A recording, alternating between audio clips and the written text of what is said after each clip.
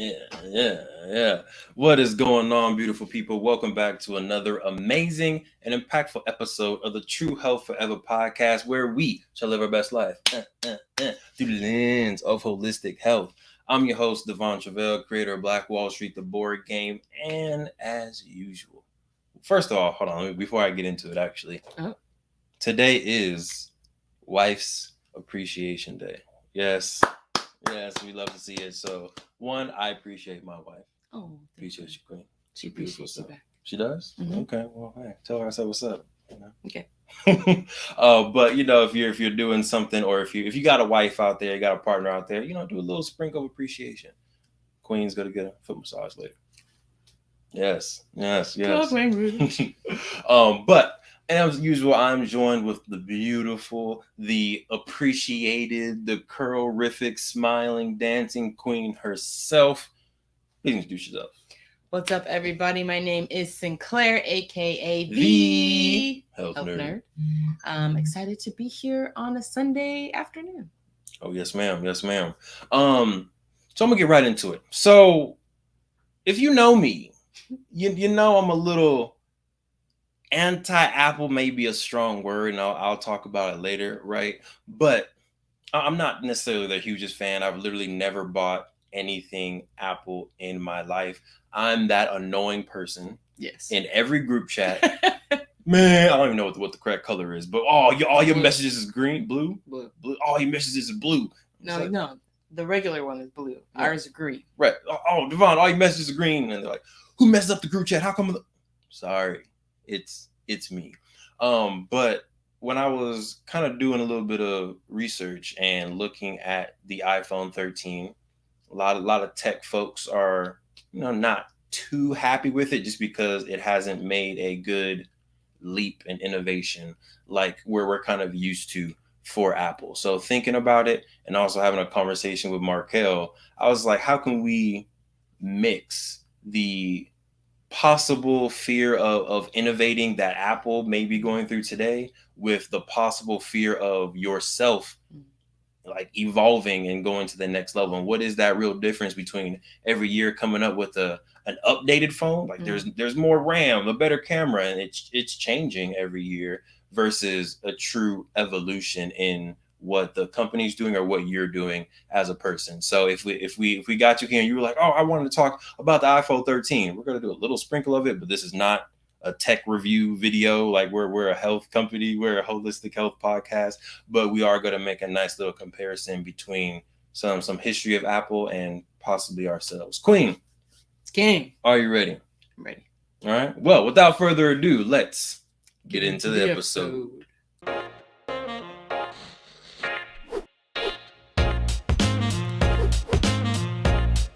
All right, we're out.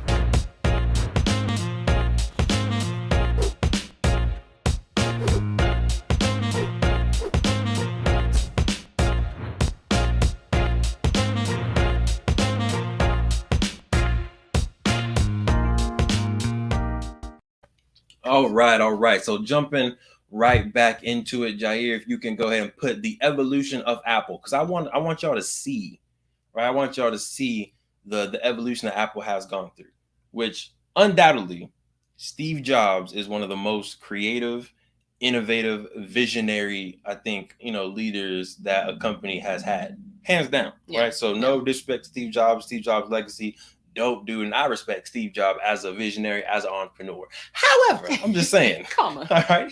However, just saying, like since 2011, right, we haven't seen that side of innovation. So really quickly, not going to do a full history of it, but 1977, we see the Apple II come out, and what the Apple II did was, one, it made it a little bit more simple for people to learn computers, but it also had apparently the first like color screen. Like, ooh, we're gonna put color in there, right? Which today, because literally every single computer is in color now, we take that like, oh, that's normal.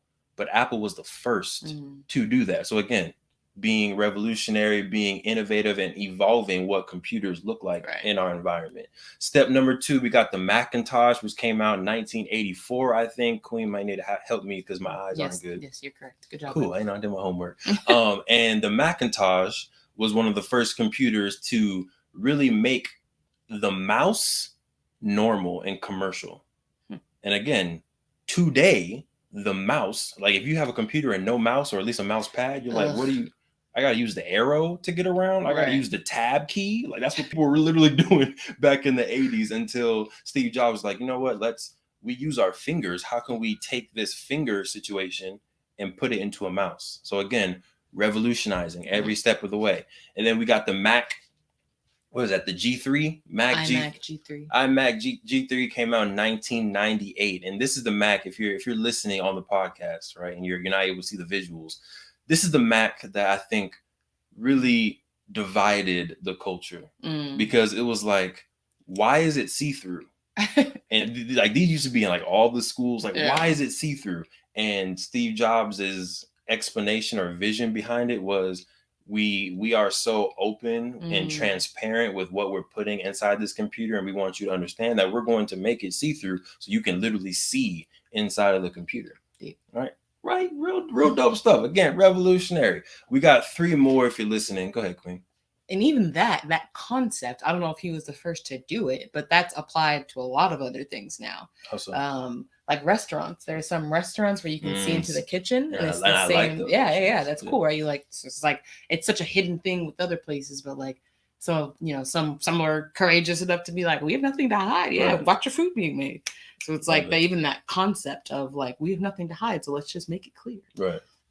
That's interesting. I wonder if this was the kind of the first popularized idea of that. It's possible, and a little bit later we'll get into like paradigms of Apple, and I think for sure there's a few paradigms in there that you can see in other industries, specifically that I see in like Tesla. Right, I can see a little bit of a parallel between Apple and what Tesla does, even the way that Elon Musk presents and like his vision, and the fact that every time Tesla, like you never know what's going to happen with Tesla. And I feel like Apple was low-key the same thing. Like every year when Steve Jobs was on stage and presenting, you never know it's about to go down. Right. But keeping it going, 2005 they released the Mini Mac, and this was a mini computer the size of, kind of your phone, maybe 2 stacks of your phone. And the point of that was to go ahead and put an HDMI port in there. There was a CD and DVD display in there too. Whoa, revolutionary back then. And then you're able to really just take that computer power into a small format. And then MacBook Pro was, I believe, 2006. And then we see the first iPhone, 2007. A nice visible screen. That was one of the first phones to have like the nice screen in there. You can use your fingers to zoom in, zoom out, and it combined the phone, the iPod, and one other thing. What was the other thing? Oh, and the computer, because the fact that you can surf the web on your phone, which that was, again, revolutionary. That is now the foundation of the iPhones. So my thing is, you see the clear evolution on how things are literally changing, and how a lot of the things that have changed in almost everything is still here today. Right. What evolutionary thing is a part of the iPhone 13? I mean, I'm not gonna know. Right, and that can be for anyone who's listening. Go ahead and give us a DM on Instagram, Truvel Forever. Put a comment if you're watching live or on later things. But literally, what revolutionary thing is coming with the iPhone 13? And in my head, there's not too much. So the really question is, why is that happening?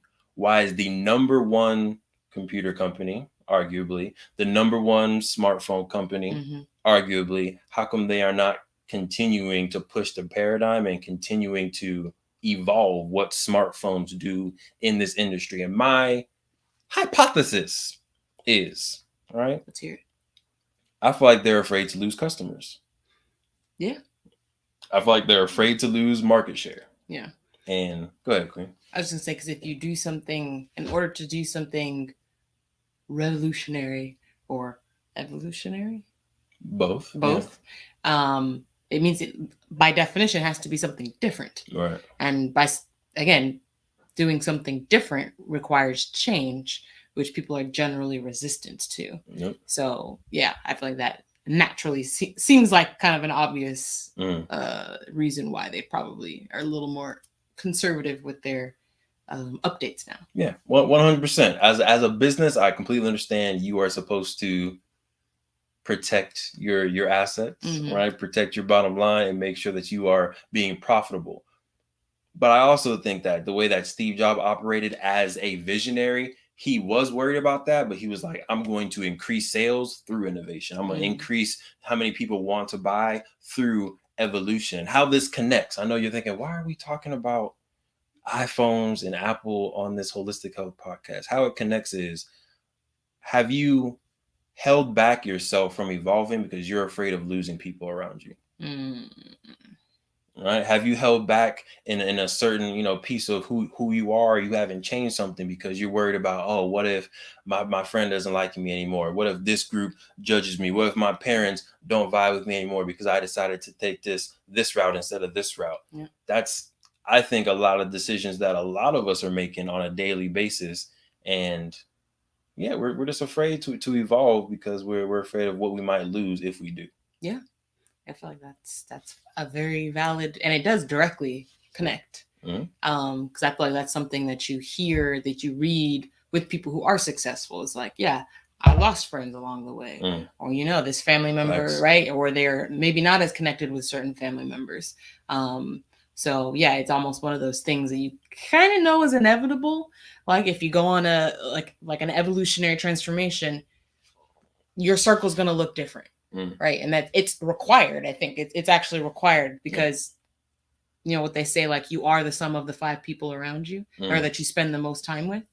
So if you're trying to take it to the next level, you need to start surrounding yourself with new people. Right. And it doesn't necessarily mean that other people have to drop off, but that just may happen naturally because they may no longer connect with what you're trying to do. So naturally, there's going to be a little bit of a disconnect there. Yeah, so I think that's for some relationships it is inevitable and it is necessary, and for others it just may take a little bit more work to maintain that connection and find new things that you find in common and that you can talk about. Right. And so I gotta, I like metaphors. Yes. Or anomalies, analogies. There you go. They're too close. Right? Comparisons. Too close. But a rocket doesn't take off the same way that it lands. True. Like literally the way that a rocket goes off, thank you, Queen. It has to shed some of those things to go through the stratosphere. It has to.